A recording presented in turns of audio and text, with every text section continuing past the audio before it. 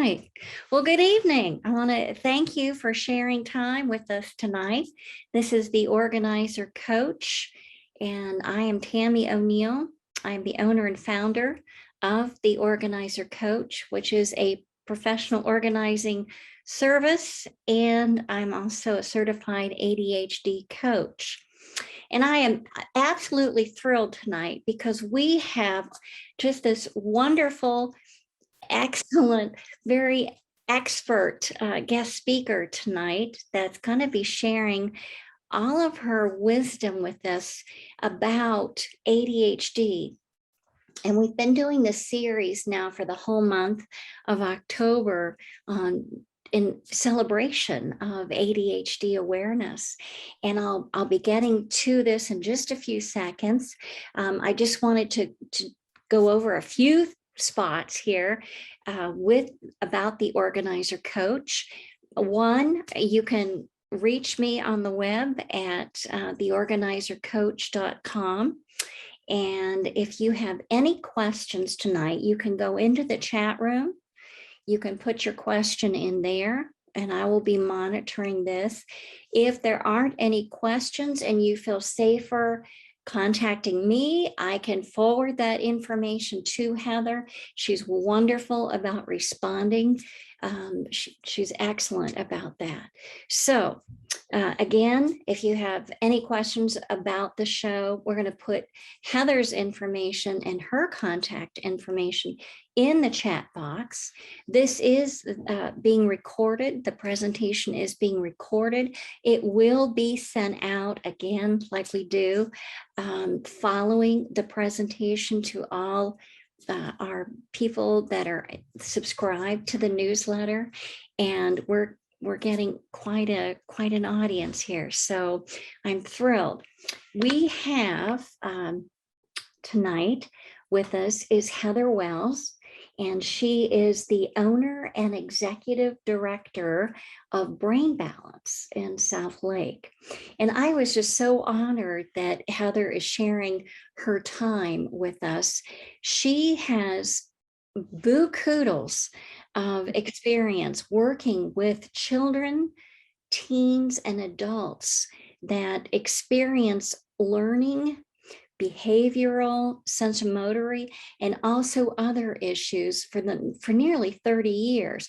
I know looking at her, you wouldn't think that, right? Because she doesn't look old enough to have that much experience, but she does, and she comes to us. She's completed her graduate work through TWU and Texas Tech University Health Sciences Center.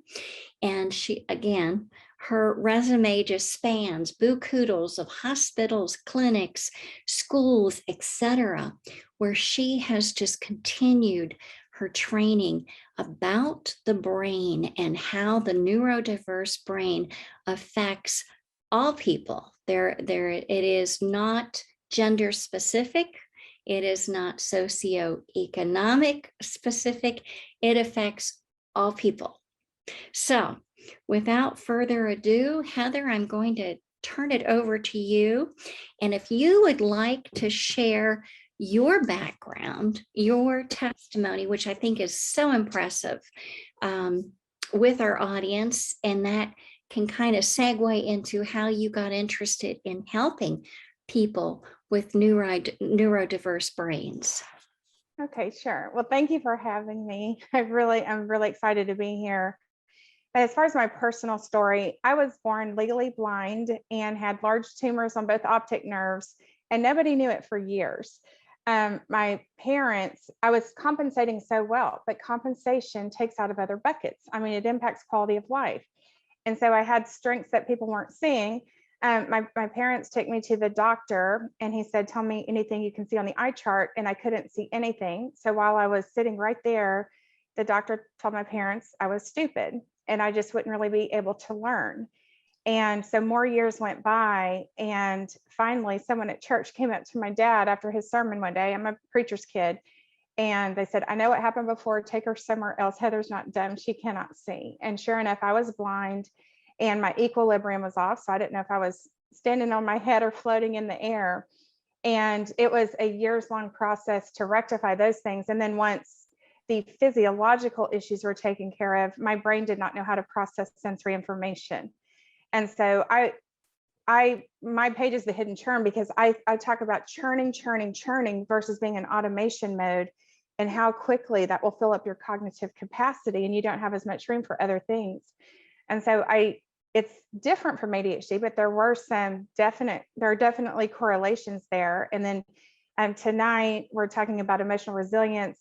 My mom, also wonderful woman, great mother, beautiful heart, did struggle with a lot of mental health challenges. And so the combinations of those two things really started my track. I started devouring books on the brain in elementary school once I could see, actually. Yeah. And started out as a therapist and became a board certified cognitive specialist. And the more you know, the more you don't know. I'm sure you've learned that too.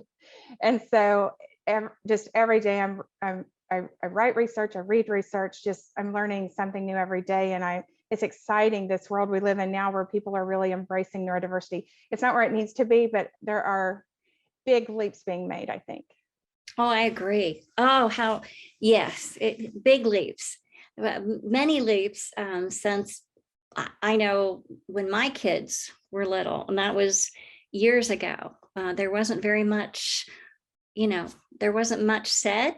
In fact, what you just shared about someone telling your parents that you were stupid and you couldn't learn. I've had parents tell me that. I've been in that situation where I was told that, there was very little chance of having, normal livelihood. And I'm thinking, there's got to be a way to beat this. Right. And it not just the learning, but my mom thought I was difficult. She had books laying everywhere about the problem child and things like that, because she would say things like, don't touch that. And I couldn't see, so I didn't know what she was talking about. And I would say, touch what? As I bump into it. And then so she thought I was being defiant. And how many of the individuals both of us have worked with are being ascribed negative personality or character labels when it is neurodevelopment. And so we just never want to do that. And appreciating the totality of what makes someone who they are, not defining them by their struggles, and also recognizing the enormous gifts that come with that. Absolutely. I love that. One of the things I always talk with my kids about is superpowers. Okay. Yes. Let's pull out the superpowers and Yes. see what we can do, to enhance the superpowers and what we could do to manage. Yeah. There's a lot of research about having a cohesive personal narrative and how indicative that is of emotional resilience and emotional health and mental well-being way down the road.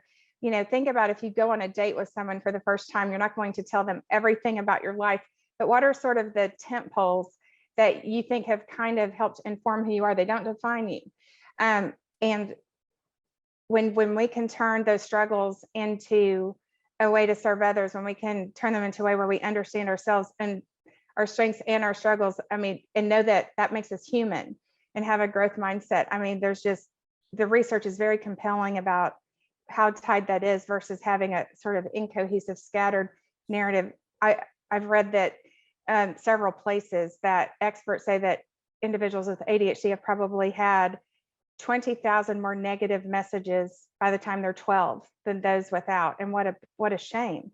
And kids are going to believe the narrative we give them. So much of it is about educating those who are working with those and who have people in their lives who have individuals with ADHD. Absolutely. Heather, tell us about this emotional resiliency. I love what you had said. I want to pick up on that, the language, that growth mindset. Yes. So one of my favorite words is neuroplasticity. We know that when we stimulate the brain, we can grow new neural pathways. So when kids, a fixed mindset is, I struggle with this, so I'm stupid, thinking that attributes and abilities are set in stone. And that's just not the case. But there's been so much research about the power of yet. When we tell kids, just because you're struggling right now, it just means you're not quite there yet. And when we are told that, kids, their performance goes through the roof, the outcomes go through the roof. really, a lot of that for parents comes in with not praising the outcome as much as we do the effort, the perseverance, the kindness, the, oh, yeah, even objective observation. What made you choose that topic? That's really interesting. Because it's not just what we say, it is how it is perceived. Perception is reality. And so if we brag on our kids for being a straight A student or the MVP of the team, they often will think you approve of me because I was the MVP. So next year, if I'm not, then I lose that approval.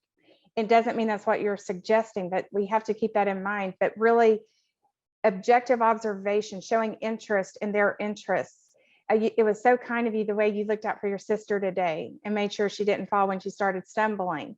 Even when it got tough, you kept going. So when they get a good grade, it doesn't mean it's not okay to be happy about that, but praise what got them there instead of the end result. Because otherwise they think the end result, instead of that, they start thinking often, I'm a human doing, not a human being. And there's a lot of shame in that. I have to earn your approval. And it can really make the focus about accomplishment instead of the human underneath that accomplishment. I love that. I love that, the terminology, but I love that perspective. And I use that a lot with my clients, that yet, whether it's organizing or with the coaching, and that growth, when we're talking about growth mindset. Are you familiar with Carol Dweck? Oh, yes. Yeah. Yes. Yeah. But Dweck and Yeager, Duckworth, they have just put out some amazing research on this. The power of yet, and why is for yet. A couple of good books on that really can talk to kids, that speak at a kid's level about that. Yeah. I love that. And when I notice, when, especially like if I'm talking to my grandkids and, they say, oh, Gigi, I didn't make the grade, or I failed this. And I'll say, but how hard did you work in getting that grade? Tell me about that. How hard did you have to study for that? How many words did you have to memorize? That's a lot. Yes. And sometimes there are small victories along the way that can really keep kids going. It's not just when that exam day comes, when the trials for the team come, noting progress along the way so that there are multiple small victories. Our brains need things to look forward to. And when it's a week to a child, depending on their age, can feel like a month, or if they don't have a sense of time, it's just this indefinable quantity that they don't even understand. And one trick that I've shared with parents before that has been really successful is if your child is learning something new, to sort of document it, take pictures, take videos of it. And when they're getting discouraged, show them where they started and where they are now, even if they're not where they want to be yet. They see that it is working, they are improving.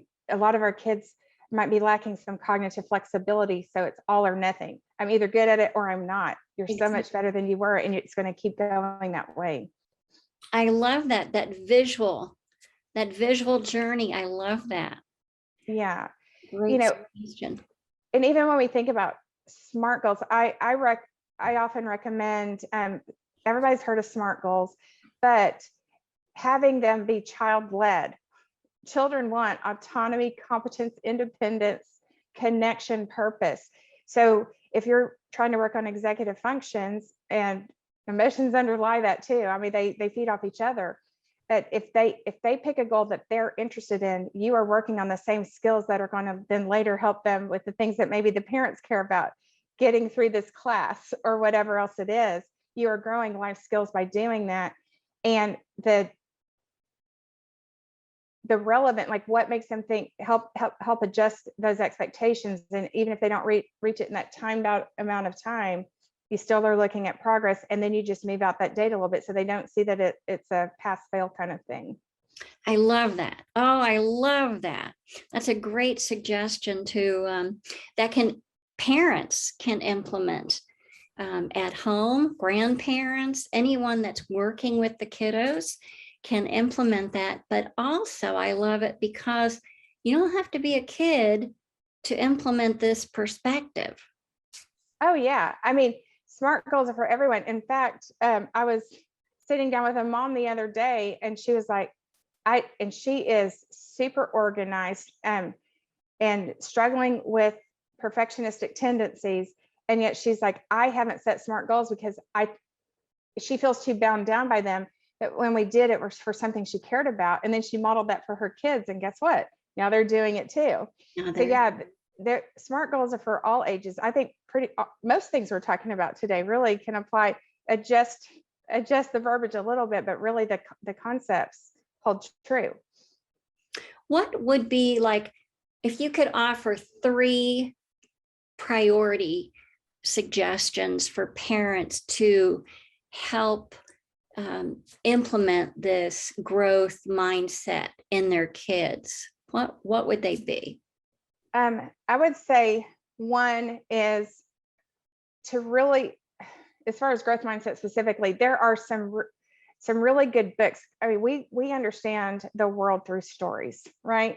I mean, kids and adults, but there's so much research about how reading fiction grows empathy and many, many social emotional skills. And if you have kids who are struggling readers, then if their characters are having some of the struggles that resonate with them, there's going to be buy-in. They're also going to learn to pull in background knowledge to what they're reading. So you're working on multiple skills at the same time. A lot of these even come in series, and the characters become friends.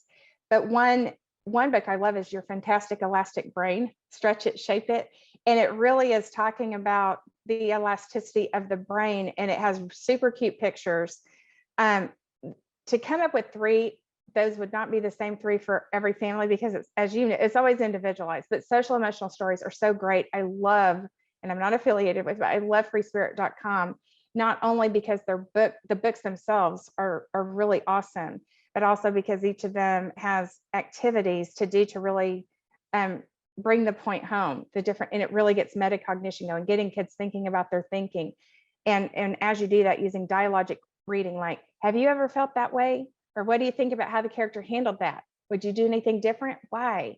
Having them predict and connect to it, because a lot of times when we're in our emotional brain and we're trying to talk through things, we have this guard dog of the brain, the amygdala, that just hijacks our language, and we can't even get to our language and executive function parts of our brain to use our logical brain.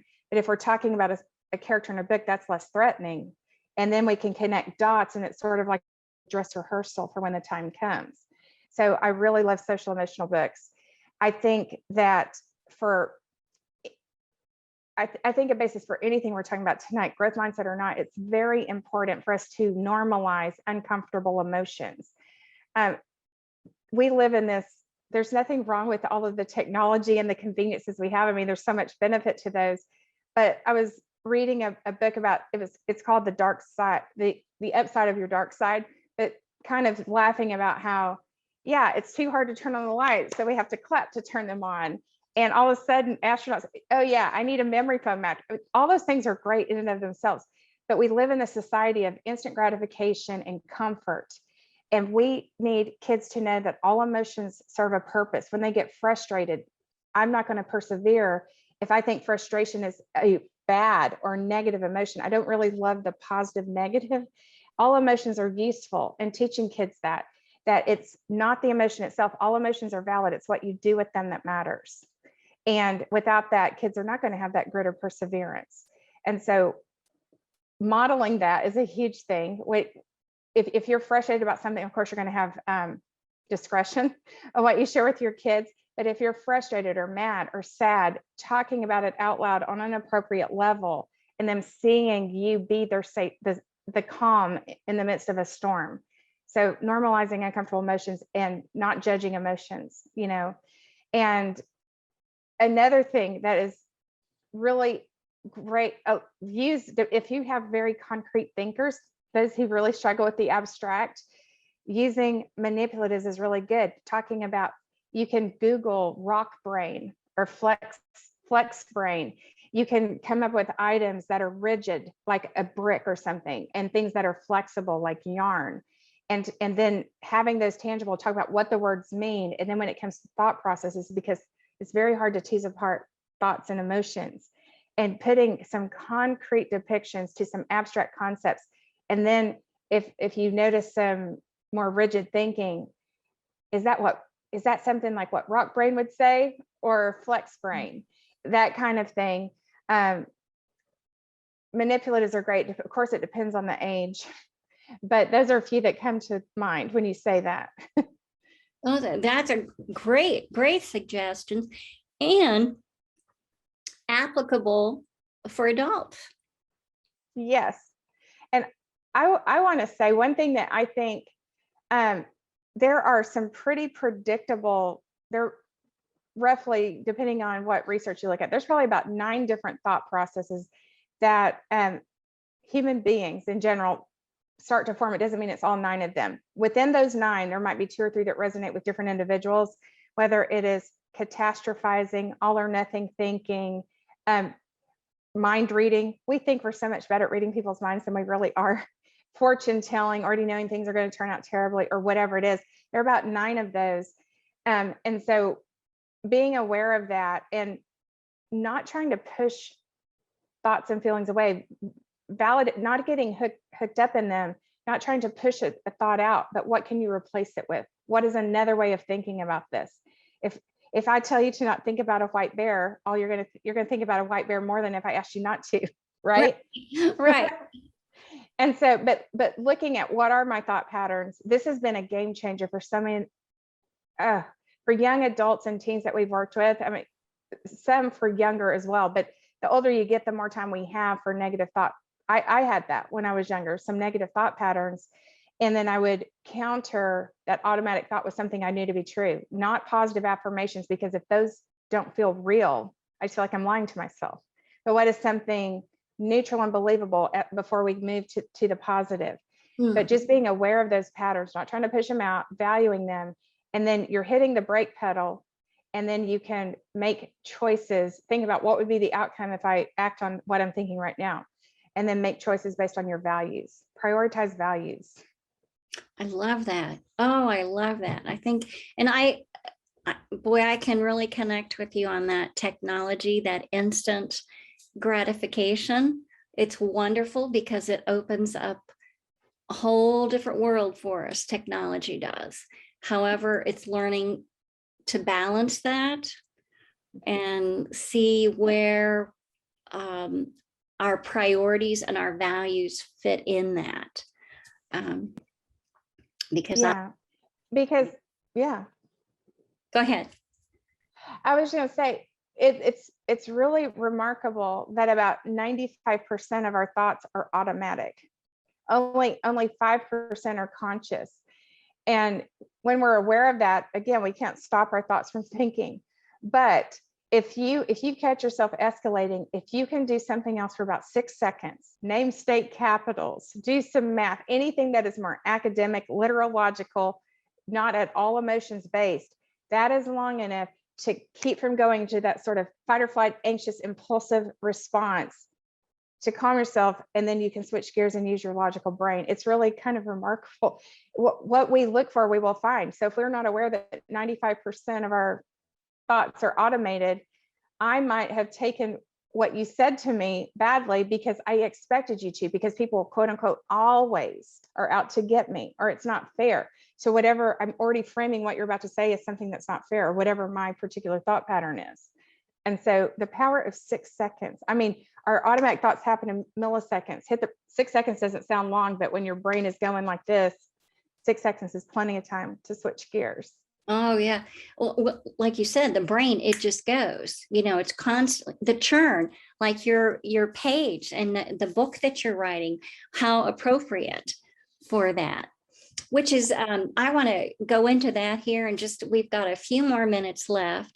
And Heather, I'd like for you to tell us about the brain balance and what exactly brain balance offers, and then also about your weekly presentations on Facebook Live and how people can connect with you. Okay. I own and am the executive director of Brain Balance of the Woodlands, Katy, Mansfield, and South Lake.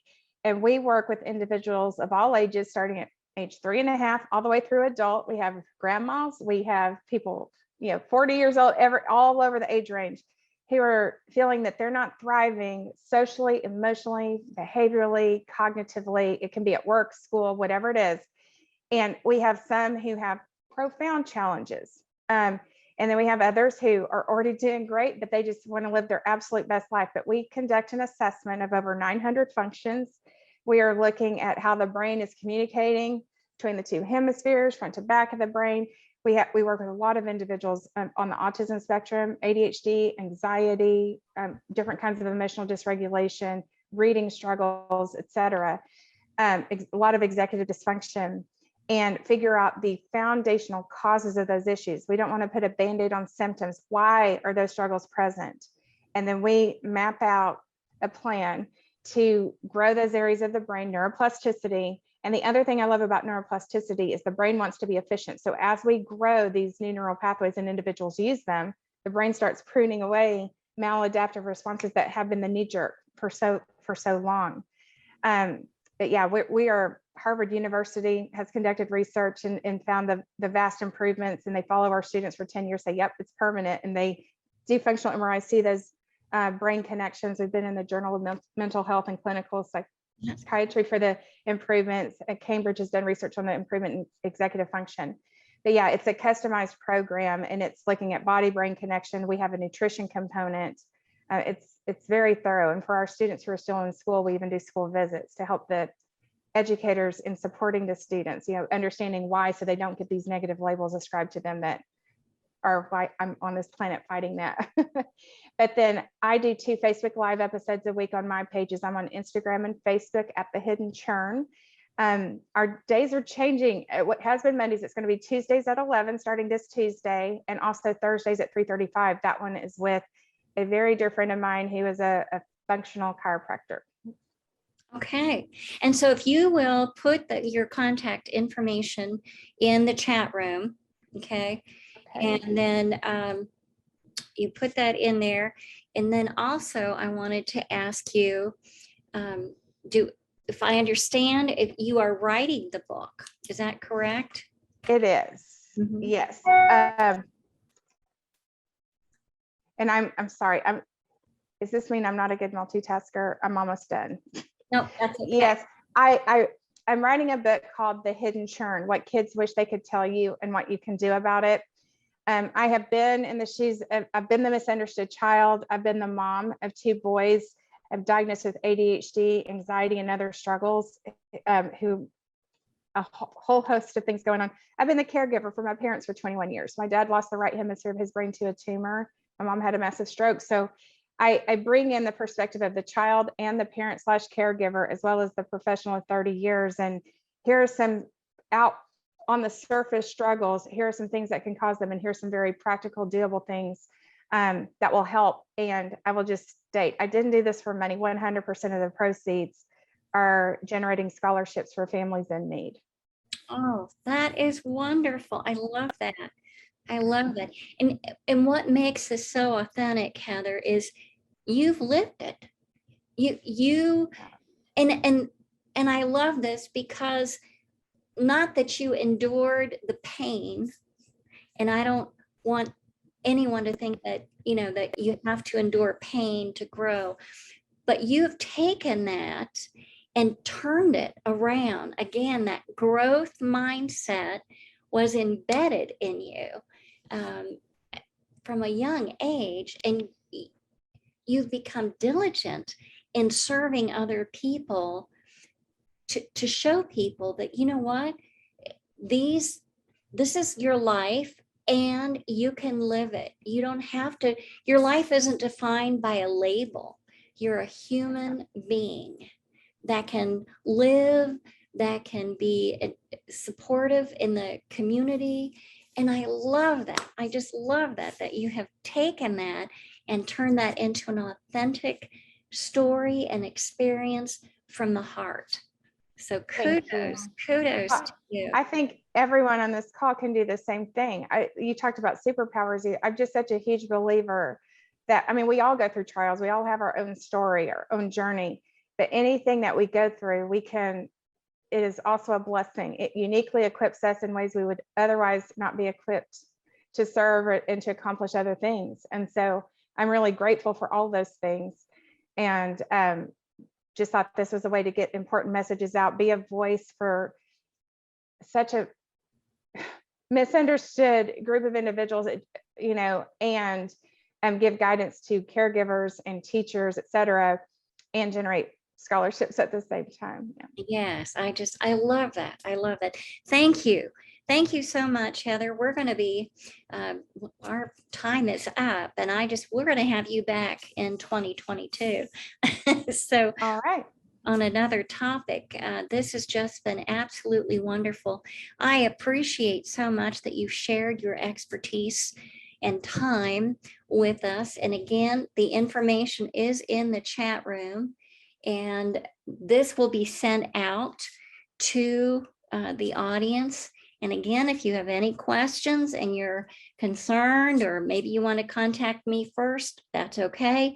I will forward the information, forward the questions on to Heather, and she will respond in due time to your questions. So I want to thank you for sharing your time with us tonight. This was great. ADHD Awareness Month. This has been a wonderful month. And again, as we were talking earlier, ADHD does not define a person at all. No label defines a person. It's the individual and their gifts to other people, how they can serve.